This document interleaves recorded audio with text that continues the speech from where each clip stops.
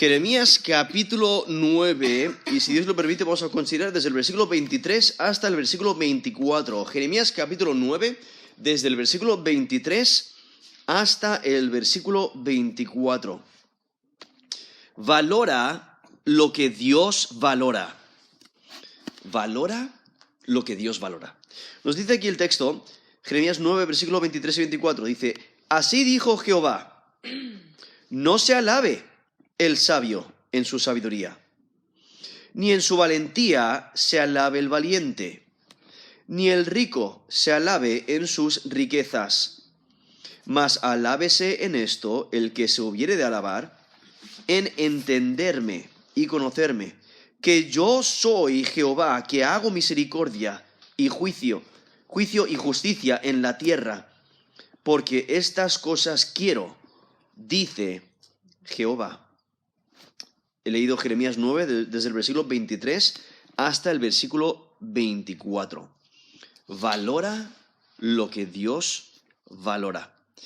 Ahora, cuando consideramos el contexto anterior, o sea, la estructura anterior del libro de Jeremías, en el capítulo 1, el profeta Jeremías recibe su llamado para ser profeta de Dios, para ser profeta de Yahweh. Y desde el capítulo 2 hasta el capítulo 6, donde vemos que Jeremías empieza su ministerio, él está proclamando el mensaje que Dios le da, y son advertencias de juicio. El pueblo de Judá debe de arrepentirse antes de que sea demasiado tarde. Debe de arrepentirse de su pecado, de su idolatría, de su maldad, de su infidelidad, de su rechazo de Dios, de su confianza en sus fuerzas, en sus habilidades, de confianza en sus recursos, confianza en sus aliados. O sea, deben de confiar exclusivamente en Yahweh, el Dios verdadero. Y por ello esas advertencias son reales. Y lo que hace Jeremías en el capítulo 2, reprocha a Judá por su infidelidad. Les reprocha por rechazar a Dios, porque rechazan al Dios verdadero y se entregan a los ídolos. Les reprocha por rehusar reconocer su culpa. O sea, ellos continúan en su maldad y no quieren reconocer que se han equivocado. No quieren arrepentirse. El capítulo 3 y capítulo 4, el profeta Jeremías apela a que vuelvan a Dios para que puedan recibir perdón, para que puedan recibir bendición. El capítulo 4 les anuncia la invasión desde el norte, que básicamente, como vemos a través de la historia, luego viene Babilonia para conquistarles.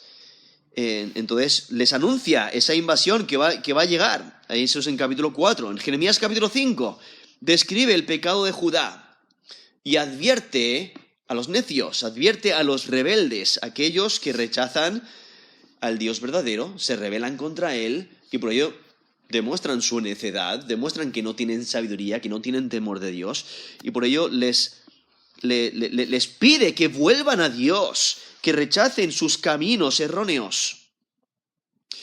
Y luego en el capítulo 6 anuncia que por su rebeldía va a venir el asedio, y el enemigo va a sitiar a Jerusalén, y Jerusalén va a caer en manos de los enemigos, lo cual luego por su rebeldía ocurre en el año 586 a.C., cuando Babilonia viene y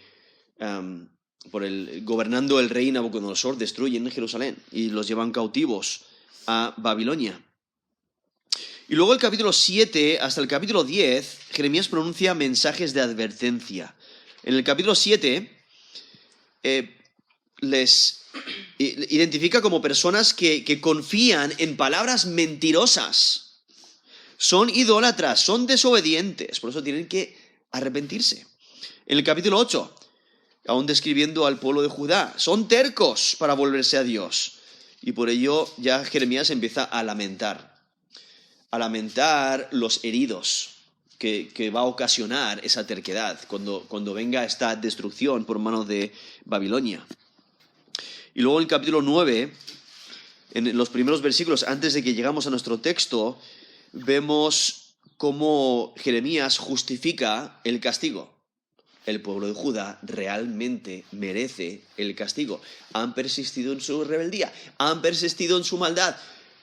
Lo que merecen es castigo divino. Entonces justifica el castigo y lamenta la destrucción de Jerusalén. Y entonces llegamos a nuestro texto. Jeremías 9, del 23 al 24, donde vemos que estos versículos interrumpen un lamento por el juicio. Ese juicio que se aproxima por el pecado de Judá. Y estos comentarios, aquí, estos dos versículos, son esenciales en este contexto porque dejan claro que en esos días críticos en los que vive el pueblo de Dios, la única esperanza se encuentra en la fidelidad, en la justicia y en la integridad de Yahweh. Y es que el tema cambia de acusación de pecado y de descripciones de juicio a la exhortación. Exhortación a buscar lo que realmente importa, a buscar lo que realmente tiene valor en la vida. Y por ello este texto nos presenta dos maneras de ver la vida. Se puede ver la vida de la manera que el resto del mundo lo ve. Lo ve en lo que el mundo valora. ¿Qué es lo que valora?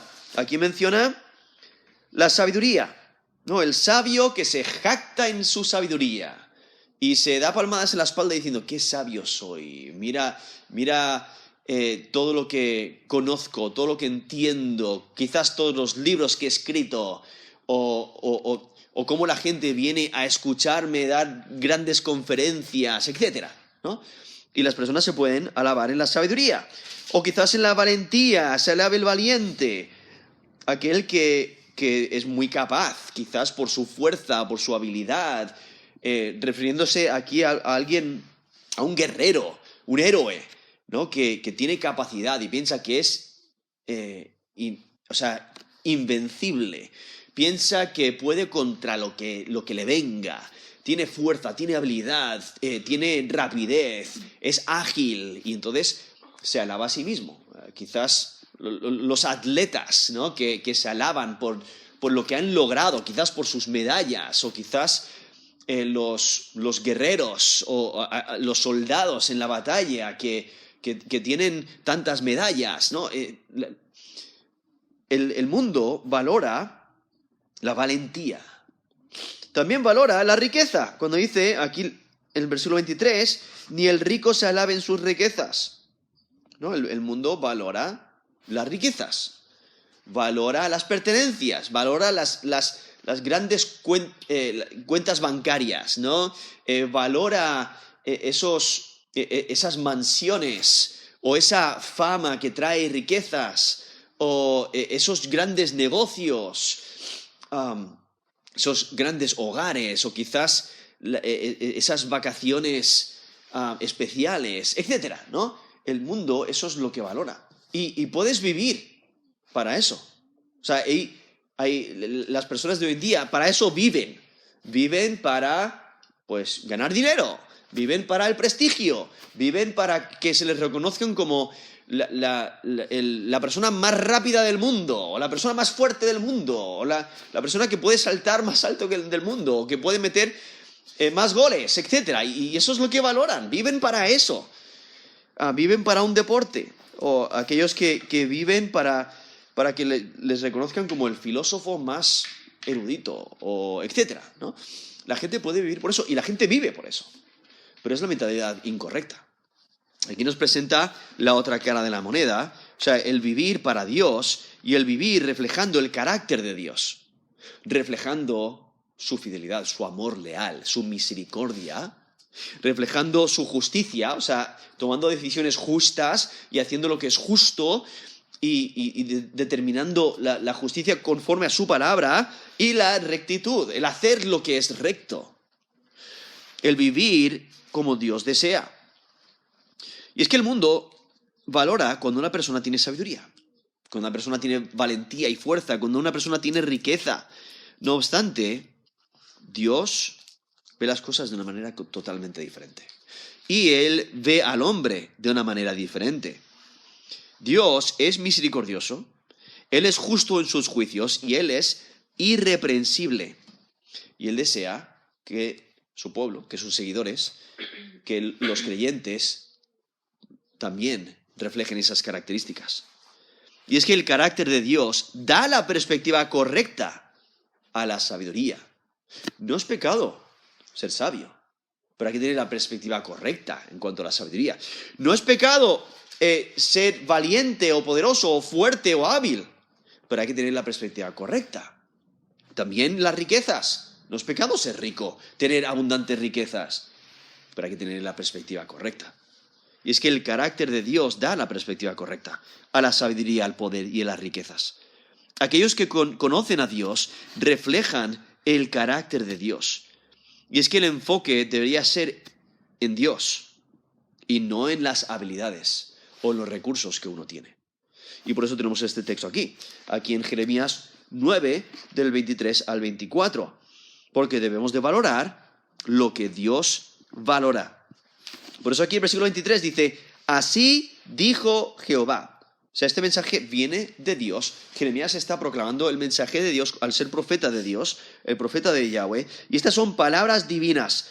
Y Dios dice, no se alabe el sabio en su sabiduría, ni en su valentía se alabe el valiente, ni el rico se alabe en sus riquezas. Mas alábese en esto el que se hubiere de alabar, en entenderme y conocerme que yo soy Jehová, que hago misericordia, juicio y justicia en la tierra, porque estas cosas quiero, dice Jehová. Eso es Jeremías 9, desde el versículo 23 hasta el versículo 24. O sea, podéis notar cómo Yahweh rechaza en lo que el mundo se jacta. El mundo se jacta en la sabiduría, en la valentía, en las riquezas, pero porque no tienen la perspectiva correcta, Dios lo rechaza. Y es que el mundo estima al erudito, estima al atleta, al guerrero, al financiero, pero el hombre en todos sus logros cae corto del estándar de Dios. Es que comúnmente el hombre se enorgullece y se alaba por lo mucho que conoce, o por la mucha fuerza que tiene, o por la mucha riqueza que tiene acumulada. Pero es que las personas hábiles, o sea, ellos tienden a confiar en sus recursos, pero eso no es lo que realmente es confiable.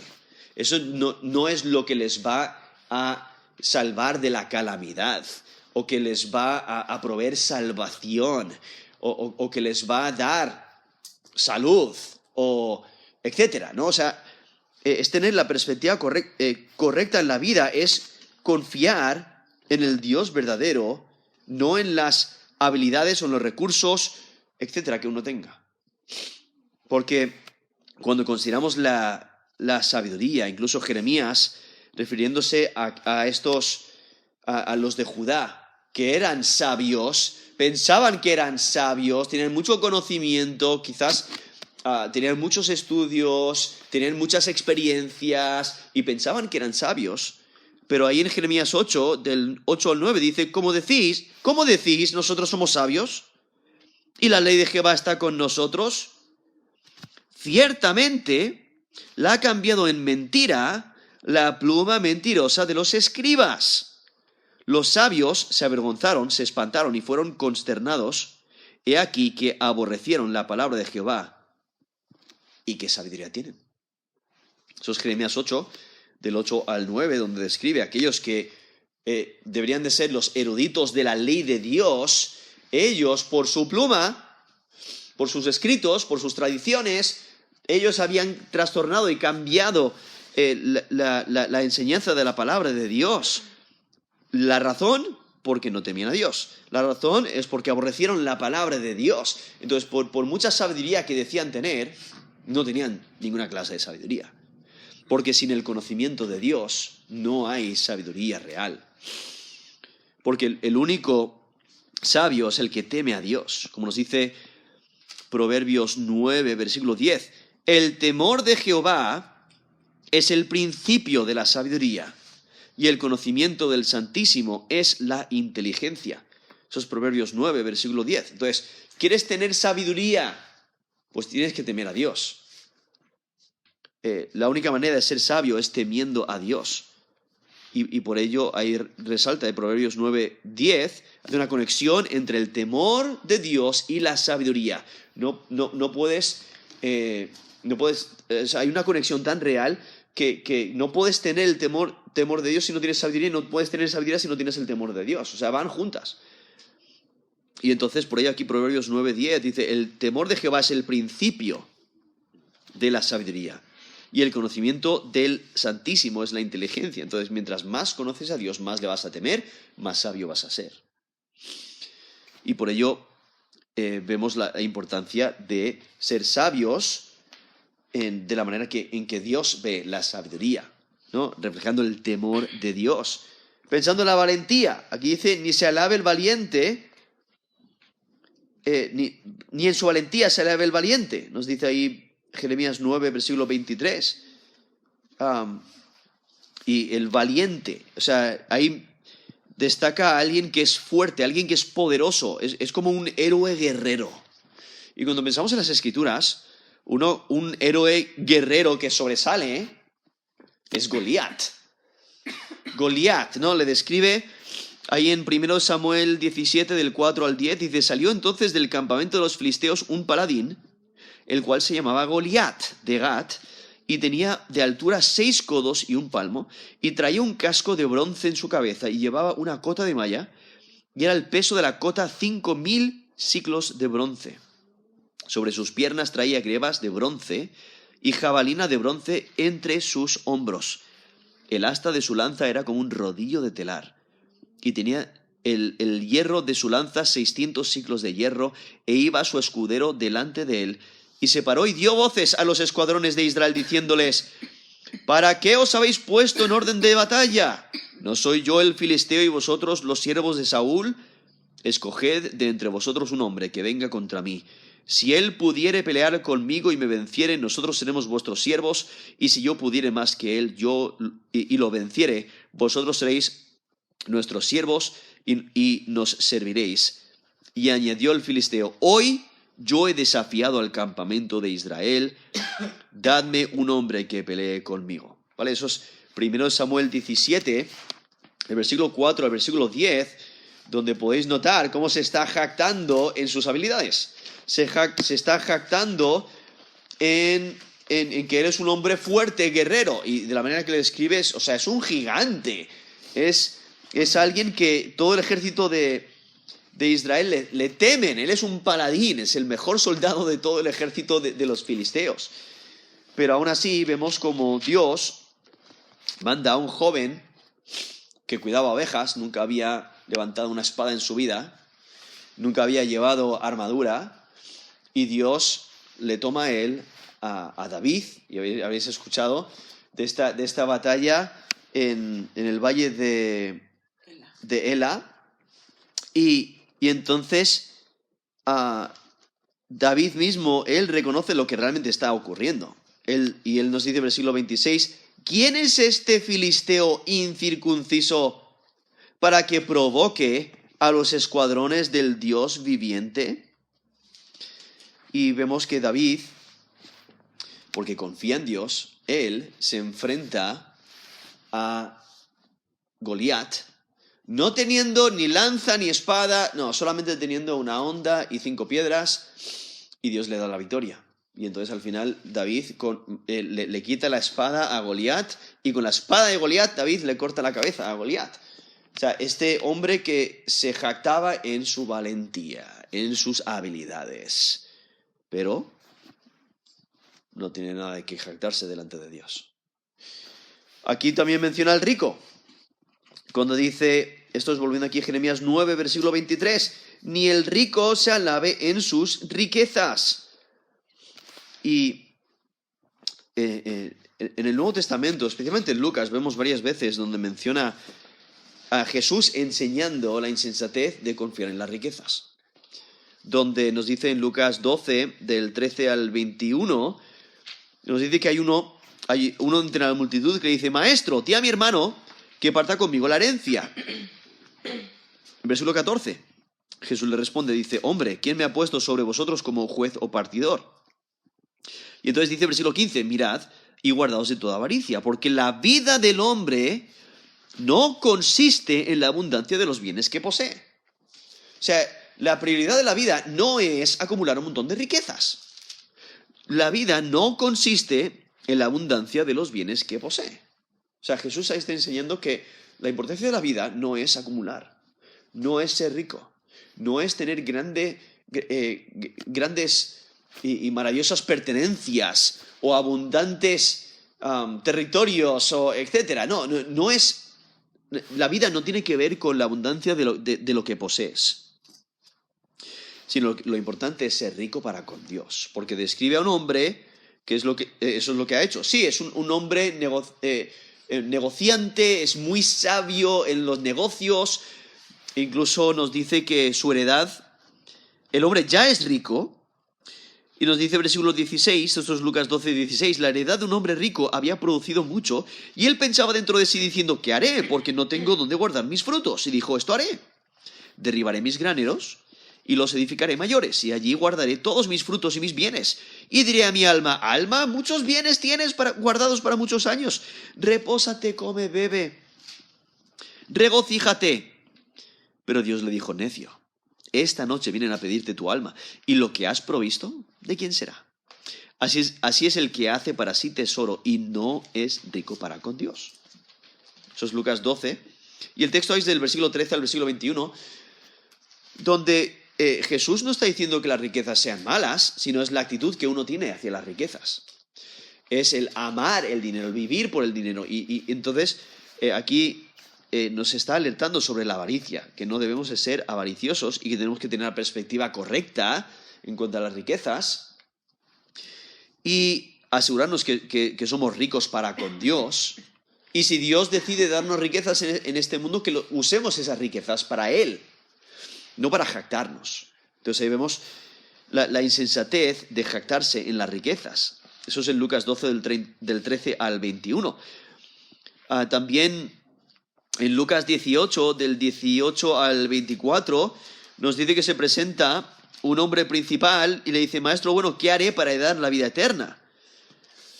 Y entonces Jesús le dice,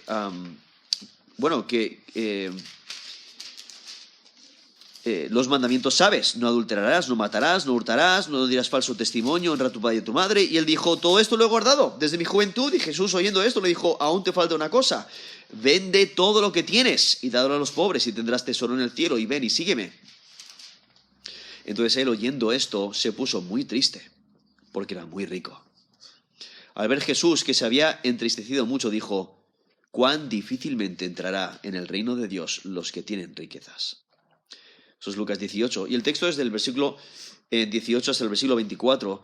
Eso es Lucas 18, del 18 al 24, donde ahí otra vez Jesús está enseñando, mira, no os enfoquéis en las riquezas. No os enfoquéis en las riquezas. Aseguraos de ser ricos para con Dios. Aseguraos de vivir para Dios primero. Poner en práctica sus mandamientos. Y se nota si estás viviendo por las riquezas, si no estás dispuesto a soltarlas. Y eso es lo que le ocurre a este hombre. No está dispuesto a soltar las riquezas para seguir a Jesús. Y ahí demostró que las riquezas tienen más importancia que seguir a Dios. Pero es totalmente insensato. Y por eso aquí, volviendo a Jeremías 9, versículo 23, vemos estas tres situaciones que no debemos de vivir para conseguir sabiduría, no debemos de vivir para ser valientes, no debemos de vivir para acumular riquezas. Por eso aquí no debemos de jactarnos cuando llegamos a esa situación, como hace el resto del mundo. Aquí Jeremías 9:23 dice, así dijo Jehová, no se alaba el sabio en su sabiduría, ni en su valentía se eleva el valiente, ni el rico se alaba en sus riquezas. Entonces, ¿en qué nos podemos jactar? ¿Para qué debemos de vivir? Porque estas cosas nos pueden desviar de Dios. Y por ello estos versículos ponen los valores de la vida en su perspectiva correcta. No hay que vivir para la sabiduría, el éxito personal. No hay que vivir para las riquezas. Versículo 24. Mas alábese en esto el que se hubiera de alabar, en entenderme y conocerme, que yo soy Jehová, que hago misericordia, juicio y justicia en la tierra, porque estas cosas quiero, dice Jehová. O sea, un verdadero conocimiento de Dios sobresale aún de la mejor sabiduría humana. Lo mejor que uno puede hacer es conocer a Dios. Por eso dice, o sea, ¿qué es lo más importante que puedes hacer? Conocer a Dios. Por eso dice, en entenderme y conocerme, que yo soy Jehová. Y entonces describe 3 de sus atributos. Hago misericordia, juicio y justicia en la tierra. Ahora, ese término misericordia tiene que ver con fidelidad, con amor leal. El juicio tiene que ver con su decisión legal, que él decide justicia, él decide el derecho. Y justicia se refiere a rectitud, a una conducta irreprensible, es piedad. Entonces Dios, estas características, estos atributos le describen, y eso es lo que Él desea de los creyentes, eso es lo que desea de su pueblo. Y lo mejor que uno puede hacer es conocer a Dios, y no solo intelectualmente, sino de acuerdo a su carácter. Y es que la religión genuina está vinculada con el conocimiento de Dios y en la dedicación de reflejar el carácter de Dios. Porque aún nos dice el Nuevo Testamento en Juan 17, versículo 3, que conocer a Dios da vida eterna. Nos dice Juan 17, versículo 3, esta es la vida eterna, que te conozcan a ti, el único Dios verdadero, y a Jesucristo a quien has enviado. Eso es Juan 17, versículo 3. Si quieres tener vida eterna, tienes que conocer a Dios. Y es que a través de las Escrituras vemos textos donde nos permite jactarnos en Dios, jactarnos en quién Él es, en sus atributos, en lo que Él ha hecho por nosotros. Como por ejemplo Salmo 34, versículo 2. En Jehová se gloriará mi alma. Oye, el salmista se está jactando en Dios, se está gloriando en Dios, está maravillado en Dios. No se jacta en sus recursos, sus habilidades, lo que Él puede hacer, sino se jacta en Dios. Eso es Salmo 34, versículo 2. O Salmo 105, versículo 3. Gloriaos en su santo nombre. Alégrese el corazón de los que buscan a Jehová. Eso es Salmo 105, versículo 3. O en Isaías también, los profetas. En Isaías 41, versículo 16. Dice, pero tú te regocijarás en Jehová, te gloriarás en el Santo de Israel. Eso es Isaías 41, versículo 16. Entonces es gloriarse o jactarse en quién Dios es, en sus atributos, en lo que Él ha hecho, por uno. Y gloriarse en Él, gloriarse en su nombre, alabarle. Y por ello, la única jactancia apropiada es en conocer y entender a Dios, en conocerle a Él y en crecer en conocimiento de Él. Por eso nos dice el apóstol Pablo en el Nuevo Testamento, el que se gloría, gloríese en el Señor. Eso es 1 Corintios 1, versículo 31. 1 Corintios 1, 31. El que se gloría, gloríese en el Señor. O también Gálatas 6, 14. Dice, pero lejos esté de mí gloriarme, sino en la cruz de nuestro Señor Jesucristo. Eso es Gálatas 6, versículo 14. Entonces, aparte de esa realidad, nada tiene un valor duradero. O sea, porque ¿cuántos han sido eruditos en esta vida y luego les viene una enfermedad y pierden la mente? ¿Cuántos han sido extremadamente hábiles o incluso los atletas más capaces y les surge una enfermedad o quizás por la edad y ya no son el hombre más rápido o el que puede nadar más rápido o el deportista más rico. O sea, ¿por qué? Lo pierden. O aún las riquezas. ¿Cuántos han perdido millones en un día? Porque una mala inversión o porque la economía cae de repente, etcétera, ¿no? Eso no dura, pero lo que permanece es el conocimiento de Dios. En eso merece la pena gozarse. Es que cualquiera que tiene ese conocimiento entiende que el Señor ejercita el amor leal. Dios actúa con justo juicio. Dios practica lo recto. Eso es lo que describe aquí, describiendo el carácter por medio de estos 3 atributos de Dios, cuando dice, porque yo soy Jehová, que hago misericordia. O sea, todo lo que Dios hace es de acuerdo a su amor leal. Todo lo que Dios hace a diario por nosotros, todo lo que Dios ha hecho en la creación, todo lo que Dios hace proveyendo para nuestras necesidades, dándonos vida, etcétera, lo hace por su amor leal. La razón por la que envió a su Hijo a morir en la cruz por nosotros es por su amor leal. Entonces, por eso Él hace misericordia, también juicio, o sea, Él ejercita el juicio. Tiene que ver con decisión legal, Él decide lo que es justo y practica el derecho. Entonces, viendo que Él juzga con justicia, con rectitud, pero también Él practica la justicia, la rectitud. Él hace lo que es recto, Él es irreprensible.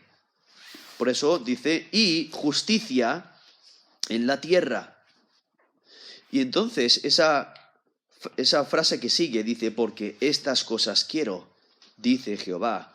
Ahí nos describe exactamente lo que Dios desea de nosotros. Que reflejemos esas cualidades. Y por ello este versículo resume lo que Dios desea de su pueblo. Que practiquemos la misericordia. Que decidamos lo que es recto y que hagamos lo que es recto. Porque eso es lo que Dios desea. Y aunque se puede usar la sabiduría y la fuerza y las riquezas correctamente, siempre son secundarias al conocimiento de Dios. Es necesario reconocer la soberanía de Dios en la vida y valorar sus atributos. Es que Dios desea que su pueblo refleje su carácter, porque Dios bendice a aquellos que le buscan. Dios bendice a aquellos que le agradan. Como nos dice el Salmo 119, del versículo 1 al 3. Bienaventurados los perfectos de camino, los que andan en la ley de Jehová. Bienaventurados los que guardan sus testimonios y con todo el corazón le buscan, pues no hacen iniquidad los que andan en sus caminos. Eso es Salmo 119, desde el versículo 1 hasta el versículo 3. Vemos como Dios bendice a los que le buscan. Dios bendice a los que le agradan, los que viven por Él, los que ponen en práctica su carácter. Y eso es lo que Dios desea. Entonces, cuando consideramos este texto, debemos de reconocer lo que Dios valora y debemos de valorar lo que Él valora. Por ello, valora lo que Dios valora. Vamos a terminar en oración.